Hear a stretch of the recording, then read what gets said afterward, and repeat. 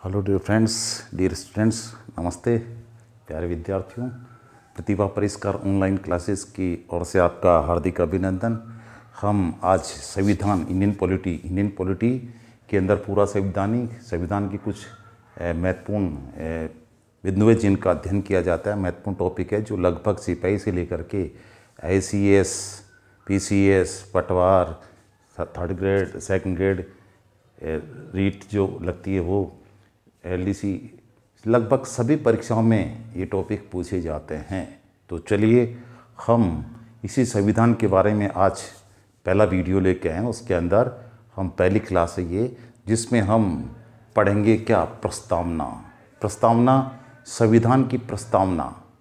ये संविधान का सबसे पहले एक तरीके से विंडो है जिससे हम संविधान के अंदर क्या उसका पता चलता है। इसको देखने से हमें अंदर क्या है इस संविधान में उसका पता चलता है। तो संविधान की प्रस्तावना, इसको उद्देशिका भी बोलते हैं, अंग्रेजी में इसको प्रीएम्बल भी बोलते हैं, और ये इंट्रोडक्शन भी इसको कहा जाता है। किसी चीज़ का जो शुरुआत में परिचय होता है इंट्रोडक्शन भी कहा जाता है, उसको भूमिका भी कही जाती है। तो संविधान सबसे पुस्तकों में जो प्रीएम्बल है या भूमिका है, सबसे पहले वो देखने को मिलती है प्लेटो के ग्रंथों के अंदर। और सबसे पहले संविधानों के अंदर दुनिया का सबसे जो बड़ा लिखित संविधान वो कौन सा, अमेरिका का लिखित संविधान है। और सबसे पहले जो ये प्रीएम्बल है, भूमिका है, ये मिलती है किसके, अमेरिकी संविधान के अंदर। और भारत में इस जो भूमिका या प्रीएम्बल, उद्देशिका जो है ना, उद्देशिका का प्रयोग सबसे पहले इन किसी भी एक्ट को जब लाया जाता तो उसके अंदर भूमिका शुरू में दी होती है जो उस एक्ट को लाने का उद्देश्य प्रकट करती है। इसी तरीके से सबसे पहले 1919 के एक्ट में भूमिका का प्रावधान किया गया था, और 1919 के एक्ट के बाद में 1935 का जो भारत शासन अधिनियम था उसके अंदर उस भूमिका को यथावत स्वीकार कर लिया गया था, यथावत उसका उपयोग किया गया। इसी तरीके से जो संविधान है हमारा, ये संविधान जो बनाया, अभी लंबी चौड़ी कथा आगे उनकी करेंगे, प्रारूप समिति, बहुत सारी बातें। तो संविधान सभा की कार्रवाई के दौरान ही जवाहरलाल नेहरू ने, आधुनिक भारत के निर्माता हमारे प्रधानमंत्री जवाहरलाल नेहरू ने उद्देश्य प्रस्ताव प्रस्तुत किया था। और उद्देश्य प्रस्ताव कोई वस्तुनिष्ठ प्रस्ताव के नाम से भी जाना जाता है। उनको यथावत जगह मिली किसमें, उद्देशिका के अंदर। किसके अंदर मिली, उद्देशिका के अंदर। अभी उद्देशिका, ये प्रीएम्बल, ये जो हमारी प्रस्तावना, इसकी क्या खास बात है, तो एक बार इसको हम समझ लेते हैं, पढ़ लेते हैं, इसकी रीडिंग करते हैं। इसके शब्द, चुने हुए शब्द हैं, स्पष्ट हैं, और हमारे देश की व्यवस्था को, आर्थिक, सामाजिक, राजनीतिक सभी स्थितियों को प्रकट करते हैं ये शब्द। तो हम भारत के लोग, we the people of India, यानी हम भारत के लोग, भारत को हम इसको रेड ब्लॉक में है, ये शब्द महत्वपूर्ण है। और इन शब्दों को समझेंगे जिनसे ये भूमिका छोटी सी नजर आती है मगर इसमें बहुत कुछ छुपा हुआ है, और जिनसे इन्हीं बिंदुओं से आगे प्रश्न निकलते हैं। हम भारत के लोग एक बार पढ़ लेते हैं तेजी से, और उसके बाद में इन शब्दों को एक्सप्लेन करेंगे। हम भारत के लोग भारत को एक संपूर्ण प्रभुत्व संपन्न, समाजवादी, धर्मनिरपेक्ष, लोकतंत्रात्मक गणराज्य बनाने के लिए उसके नागरिकों को सामाजिक, आर्थिक और राजनीतिक न्याय, विचार, अभिव्यक्ति, विश्वास, धर्म और उपासना की स्वतंत्रता, प्रतिष्ठा और अवसर की समानता प्राप्त करने के लिए तथा उन सब में व्यक्ति की गरिमा और राष्ट्र की एकता तथा अखंडता सुनिश्चित करने वाली बंधुता बढ़ाने के लिए दृढ़ संकल्प होकर अपनी इस संविधान सभा में आज तारीख 26 नवंबर 1949 मार्क्सिस्ट शुक्ल सप्तमी संवत 2006 विक्रम संवत को ऐथक द्वारा संविधान को अंगीकृत, अधिनियमित व आत्मार्पित करते हैं। ये हमारे संविधान की भूमिका, उद्देशिका या प्रस्तावना या प्रीएम्बल है, जो सबसे पहले संविधान का खोलते पहला पेज है, जिसमें संविधान में क्या है उसका परिचय मिलता है। इसी को अलग अलग विद्वानों ने अलग अलग तरीके से परिभाषित किया है। इसे संविधान का सार दर्शन और संविधान का आदर्श कहा गया है। संविधान का सर्वश्रेष्ठ अंग इसे बताया गया है। संविधान का आभूषण, कहीं सर्वश्रेष्ठ आभूषण कहा गया है, कहीं संविधान का सर्वश्रेष्ठ भाग कहा गया है। ठाकुरदास भार्गव जी इन्होंने संविधान की आत्मा इन्होंने भी कहा था और लोगों ने भी कहा है। संविधान की कुंजी, एम हिदायतुल्लाह सुप्रीम कोर्ट के एक निर्णय के अंदर न्यायाधीश एम हिदायतुल्लाह बोलते हैं, इसे क्या उपनाम देते हैं, क्या कहते हैं इसको, संविधान की कुंजी। और इसके अलावा जो हम बात करते हैं, ये जो ये ही हमारे दीर्घकालीन सपनों का विचार है, यानी प्रस्तावना हमारी दीर्घकालीन सपनों का विचार है। ये कौन बोलते हैं?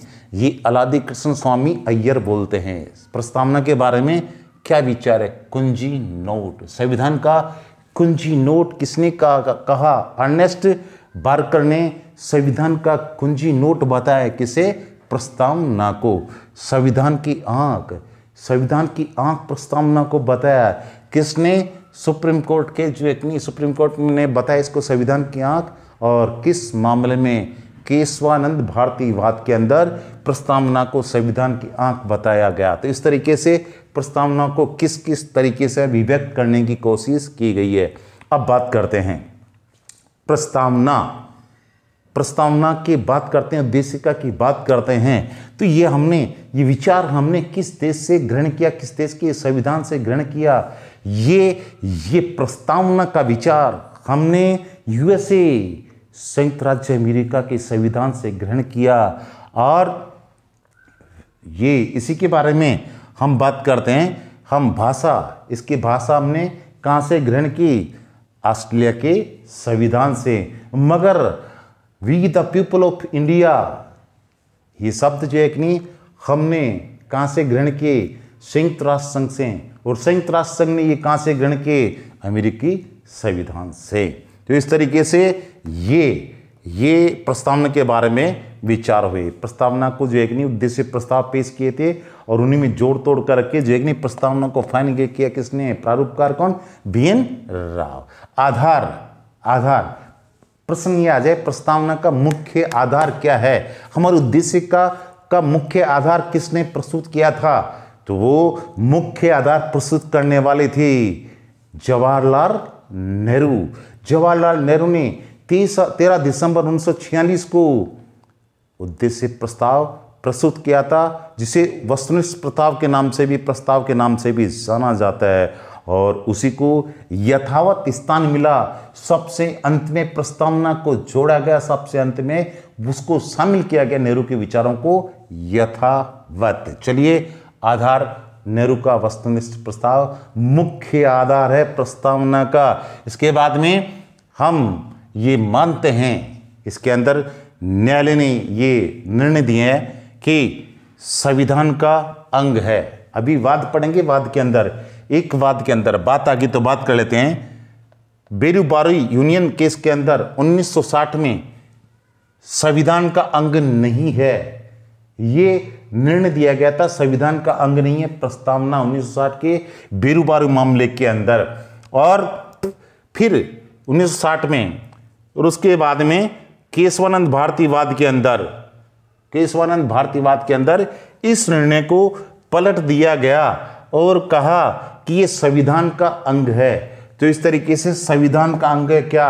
प्रस्तावना। मगर संविधान का अंग होते हुए भी ये न्यायालय के द्वारा परिवर्तनीय नहीं है। इसको लागू करवाने के लिए कोई व्यक्ति न्यायालय में नहीं जा सकता।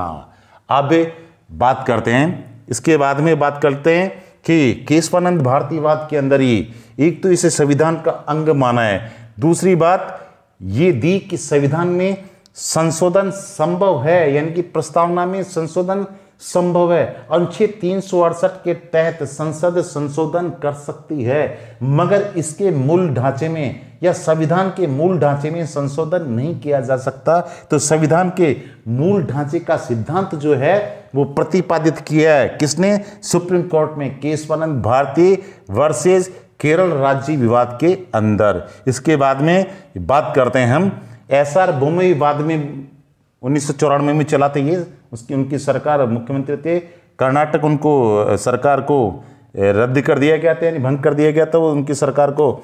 तो ये इस निर्णय में भी यथावत बात को दोहराया गई कि संविधान का अंग है, और ये बताया गया कि संविधान की आधारभूत संरचना है क्या? प्रस्तावना। अब बात आती है कि प्रस्तावना के अनुसार सर्वोच्चता किसमें निहित है? तो सर्वोच्चता किसमें निहित है? भारतीय जनता में। संशोधन क्या प्रस्तावना में संशोधन किया जा सकता है? बिल्कुल, प्रस्तावना में संशोधन किया जा सकता है, मगर सकारात्मक होगा, उसके मूल ढांचे को नष्ट नहीं किया जाएगा। नई बात यदि समयानुकूल है, जोड़ने की जरूरत है, उसको राष्ट्र की आवश्यकता है, तो वो चीज जोड़ी जा सकती है, मगर घटाई नहीं जा सकती। बेसिक स्ट्रक्चर को क्षतिग्रस्त नहीं किया जा सकता। ये बात आती है किसमें? संशोधन के मामले में। अब बात करते हैं कि प्रस्तावना में कितनी बार संशोधन हुआ। परीक्षा में प्रश्न आता है, तो कितनी बार संशोधन हुआ? एक बार प्रस्तावना में संशोधन हुआ। कब? 1976 के अंदर। तत्कालीन प्रधानमंत्री इंदिरा गांधी थी, और ये 42वां संविधान संशोधन था, जिसे मिनी संविधान भी कहा जाता है। इस संविधान संशोधन के द्वारा प्रस्तावना में जो नई शब्द अंतर स्थापित किए गए वो कौन से थे? एकता, पंथनिरपेक्षता, अखंडता। इसके अलावा हम बात करते हैं तो प्रभुता जो है ना, संपूर्ण प्रभुत्व संपन्न। पहले खाली प्रभुत्व संपन्न था, उसके अंदर साथ में जोड़ा गया संपूर्ण प्रभुत्व संपन्न शब्द जोड़ा गया।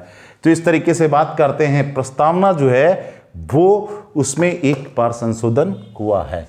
तो अब हम इसके अलावा जो बात है प्रस्तावना को देख लें, इसके बाद में बिठाएंगे, फिर इससे संबंधित जो शब्द है उन पर व्याख्या करेंगे। तो हम बात करते हैं शब्द, संघीय शब्द।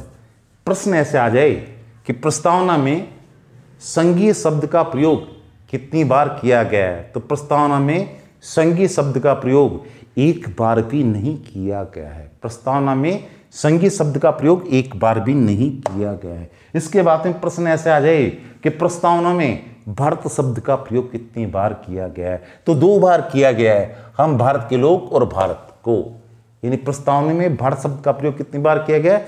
2 बार किया गया है। इसके बाद में अब बात करते हैं उद्देशिका की। बात हमने चर्चा कर ली, और ये सारी बातें हमने बात कर ली।